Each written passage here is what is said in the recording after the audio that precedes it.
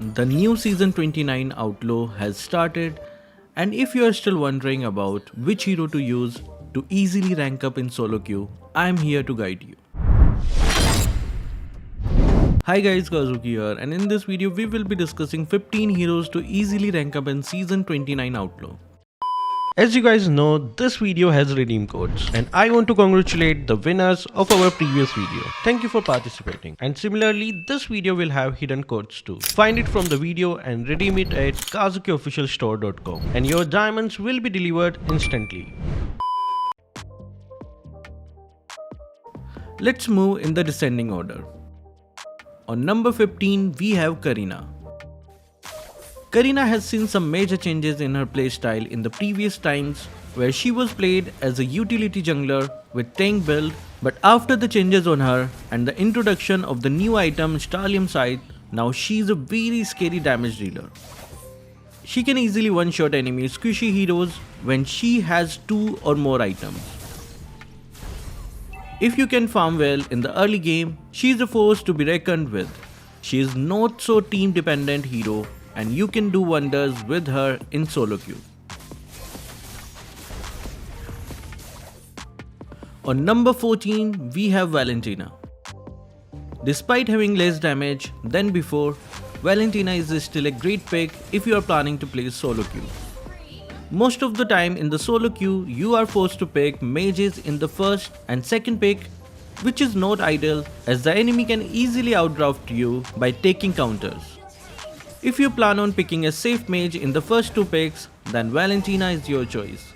When you pick Valentina, you make sure that the enemy will think twice before taking good ultimate heroes, as you can easily copy it and use it against them. And when you reach the late game, first skill damage is not easy to deal with. She can constantly poke and get out with her blink skills. Whenever confused about which mage you should pick, just go for Valentina. On number 13, Ruby. With the recent spellwamp changes, Ruby has become a spellwamp machine and you already know how irritating she can be with her chain CCs. Building sustain items with spellwamp can ensure that you have enough sustain and hold your ground. In team fights, you can be very useful because of your ability to chain CC a bunch of enemies. For solo queue, she is the best fighter for now because of her versatility. Ruby mains, what do you think? Is Ruby back to her glory days?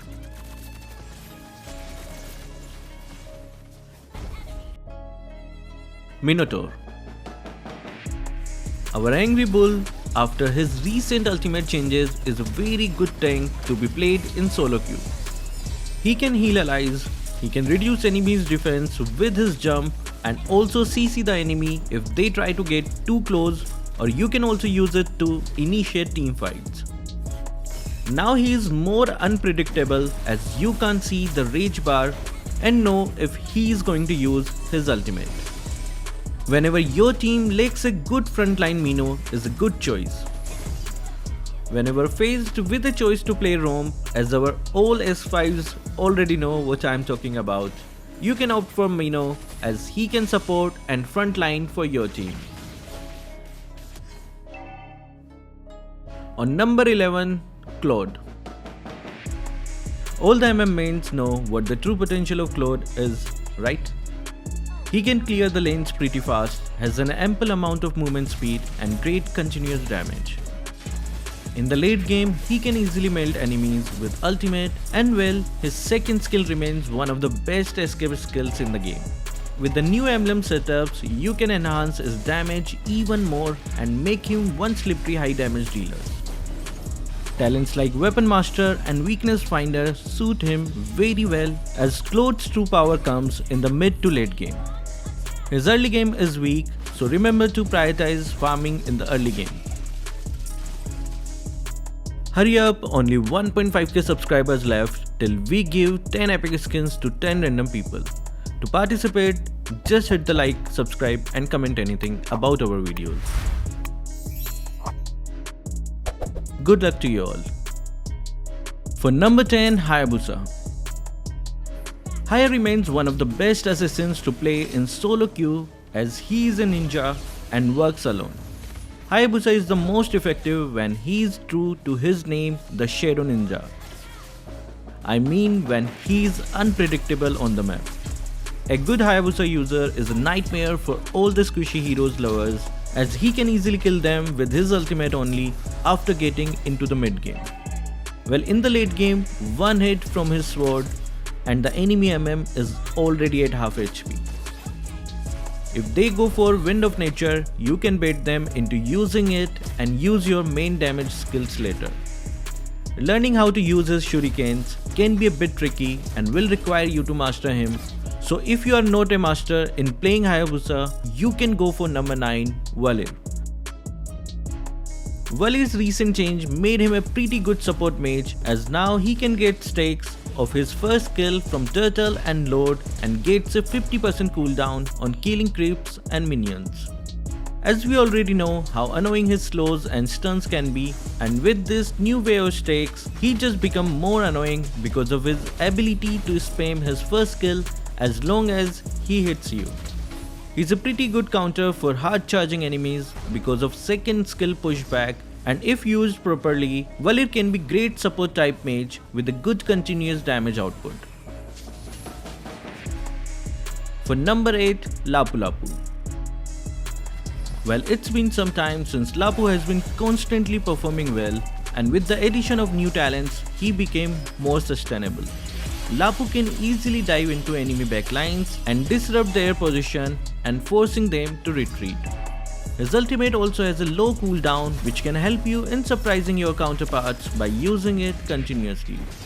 Lapu is not very hard to use, and once you get a hang of it, you can even turn around situations like 1 vs 2 and 1 vs 3. For number 7, Florine. She's a very easy to use support and using her is not very hard. She can heal allies from anywhere with her ultimate, and even her first skill gives a decent amount of healing, and her skill 2 can stun enemies. If you are forced to play roamer and you don't want to play as frontline, Florine is your choice as she will give extra attributes to the hero she shares duo with. You can always change the hero you want to share duo with if they don't perform well. On number 6, Brody. Brody has been currently performing very well because of his playstyle. When playing Brody, try to disrupt your enemy as much as possible in the early to have the upper hand on them, and just wait till they come out of the position to hit them as it takes some time to do a basic attack on Brody. Use minions to mix your passive stacks and unleash jaw-dropping damage on your enemies. Once fully equipped, Brody can easily take down turrets, so whenever you see the enemy ganking with all their might, you are already late, just push the towers and fall back. A fully equipped Brody only needs 5 seconds to push the enemy base in full HP. On number 5, Lancelot. Lancelot's recent adjustments have killed Thanx, but his adjustments make him one scary physical damage dealer. His attack scaling increase from items has made him one very high damage dealer. Building attack items will benefit him much more, and if you remember old Lancelot hit and escape playstyle, well, it's back. No more basic attack dependent Lancelot, and the passive also works very well with his damage playstyle.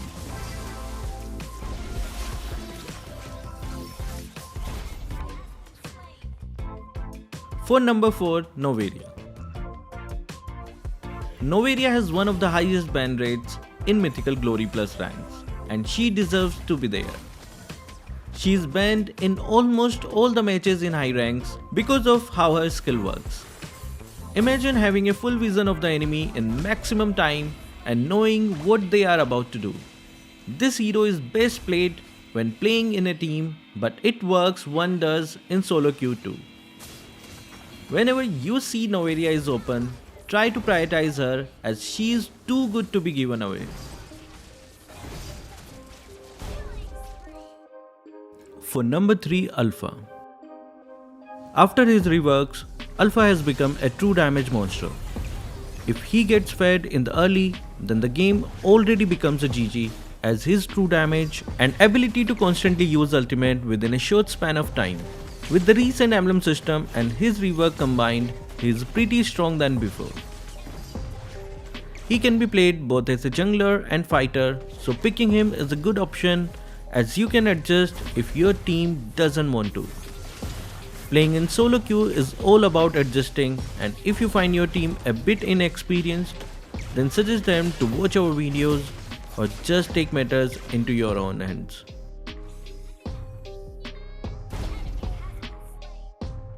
On number 2, Lolita.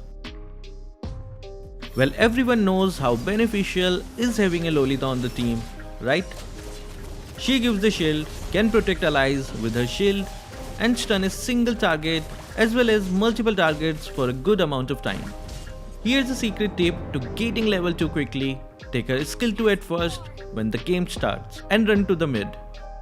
Before the minions start fighting with each other, use your shield to block their attacks and reflect the damage back for fast clear. You can do this with roaming item to help your mid laner clear the first wave quickly and rotate with you to the lane much quicker. For number 1, we have Leslie.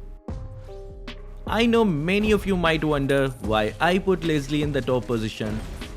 Well, as you know, she is an easy to use MM if you can maintain your position. The true damage from her passive makes her one of the most lethal damage dealers, and after her adjustments, she became a true sniper who can kill a squishy hero without defense in just 2 bullets in the late game. Even the tank feels like nothing because of her true damage. Combine it with talent like Weapon Master, Fatal, Thrill and Rupture, and she will hurt a ton. Which hero are you going to push with this season? Are your favorite heroes on the list? Do comment down your thoughts in the comment section. And with that, here are the 5 shoutouts from our previous video. Galaxy Blade, LOL, Devinder, Subscribe for and Play with Ayush. That will be all for this video. Thank you guys for watching. Keep supporting Kazuki Official.